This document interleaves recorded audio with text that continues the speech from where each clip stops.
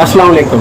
हाज़िर व नाज़र साहब जलाल व करम यकता व मेहरबान बेमिसल रब्बुल आलमीन के बरकत नाम से आज की वीडियो का आगाज़ करते हैं।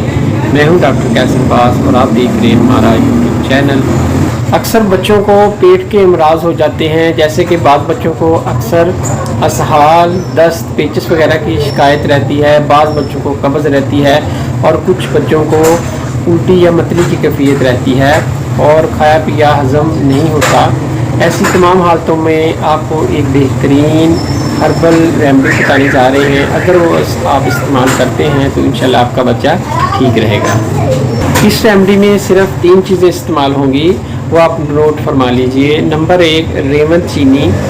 ये जड़ें होती हैं एक पौधे की, आपने ये 50 ग्राम लेनी है और उनका पाउडर बना लेना है।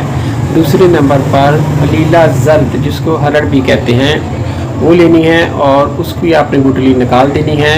उसका भी 50 ग्राम पाउडर तैयार करना है। तीसरे नंबर पर जो है वो सौंफ है। सौंफ को आपने बिरियाँ कर लेना है। 50 ग्राम सौंफ लेकर उसको आपने तवे पे गर्म करके हल्का सा भून लेना है। उसके बाद उसका पाउडर बना लेना है। इन तीनों चीज़ों के जो पाउडर हैं उसको आपने मिक्स कर लेना है। आपकी दवाई तैयार हो गई। इस दवाई को चुटकी वाली दवाई कहते हैं, यानी चुटकी देना।